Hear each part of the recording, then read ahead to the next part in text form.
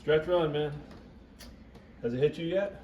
Nah, I wouldn't say it's completely hit me. But as I've been saying throughout the whole entire year, just enjoying every single moment of it. Taking it all in. At the end of the day, I can't really control the salt that's in the hourglass, but I can definitely go ahead and watch it go down, but enjoy every single moment as it does. Yeah. We're just talking to Nolan about the late bye week. You obviously had 3 this year, but the late one. Yeah.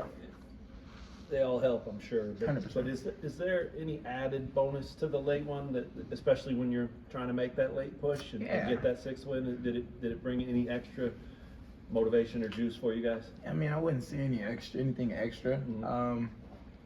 The bye week is always going to be, not only great for a mental break, be able to, take a step back, but also be able to, get an extra week of preparation. Mm-hmm. I think it does a lot for the body, for the body. It does a lot for the physical aspect of being able to play the game, and of course, you're not taking a complete break from football, but you're not going into a game Saturday and completely banging every single play. But I think it's definitely allowed us to be able to get some guys healthy, be able to make sure that we're going into this week mentally prepared. This is 2 years in a row, man.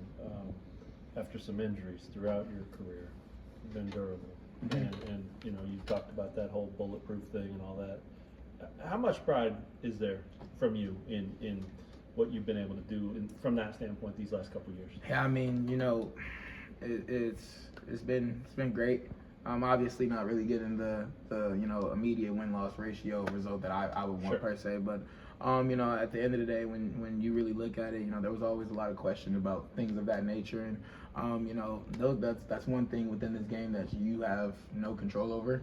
You can do everything right, do everything that you can to be able to stay the way that you are, but at the end of the day, things happen, and for me, it's been very big on being able to make sure that my relationship with God has been good, and being able to thank Him every single day for waking up, being able to get another opportunity to be able to play the game that I love, but also being able to say that He's putting my body in His healing hands, and just being able to have faith within Him to do everything that I'm doing, and it's been great. To answer your question, Yeah. I'm very excited to be able to go out there and play every single Saturday, especially as you said, the hourglass is kind of running down. Yeah. For you guys, during this past bye week, you got Saturday, Sunday off. Mm-hmm. I know you're part of the leadership council. What was that kind of discussion like with Coach Leipold and the coaching staff about maybe getting some time just where you guys can reset away from the facility before a stretch run like this? Yeah, I mean, I think that you never really want to, how do I say that?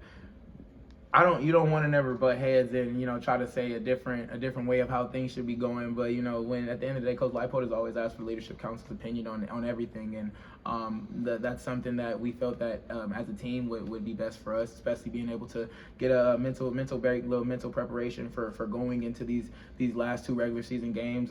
We know that these last two games of the year is big for us, so trying to be able to go into the week, like I said, as mentally and physically prepared as possible, but some guys want that Saturday to as a break for football. For me, I like watching football. I want to be able to see all the other games that are happening around the nation, and I wish I was able to see Iowa State and be able to have that type of view. But for a guy like me, I love to watch the game. I love to be able to watch some of the top prospects, some of the guys who are making noise every single Saturday, and that's exactly how I spent my Saturday. So you were here. Yeah, I got the chance to be able to watch some football, man. You gotta love that. You mentioned Iowa State. You've been around that program for a while, in Kansas the last handful of years. What do you think about that team this year?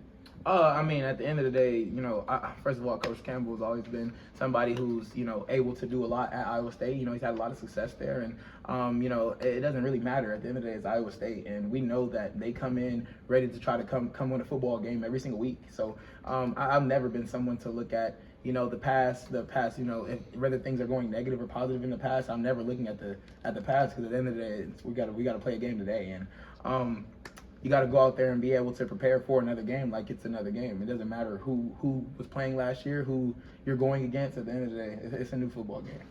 What about their defense? Just anything stick out to you? At the end of the day, when we're talking about defenses, they're one of the defenses that when I got to college, I was always like, oh my God, a 3-3-5 defense. They have 3 safeties high. I've never seen anything like that before coming to college. So having the ability to be able to disguise whenever they want, be able to have multiple different coverages with those three safeties, they're able to do a lot of things. And I think that they've been doing a lot of things well that way, especially in the secondary wise. And they do a good job of being able to disguise things and be able to make a lot of plays all over the ball. So. Staying on those three high safeties with that rover, obviously this isn't your first time going against that. What's your comfort level going against that, especially since KU's had Iowa State's number over the last couple of years? I mean, I wouldn't say that there's like a comfort level. At the end of the day, I'm going to treat Iowa State as if they're another team, and go watch film, because at the end of the day, just because you're going another three safety high defense does not mean that they do the same thing as they did previously, same thing that they did last year, same thing that another three safety high team that did what they did earlier this year. So you have to be able to look at what they've been doing this season, be able to try to get keys of what they've been doing. And one thing I'll say about Iowa State is they've been doing a good job on film of not giving too many of those. So you just got to be able to get a deep dive of how they are going to try to approach you, see other quarterbacks that they went against, see how they try to play them, and kind of be able to mix and match it from there.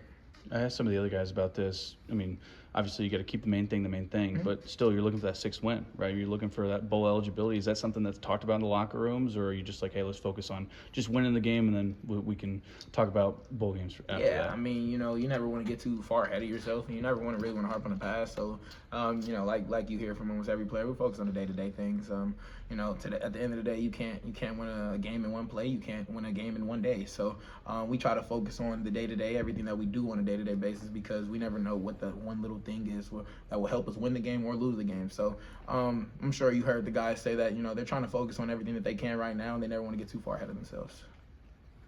Anything else for Jalon?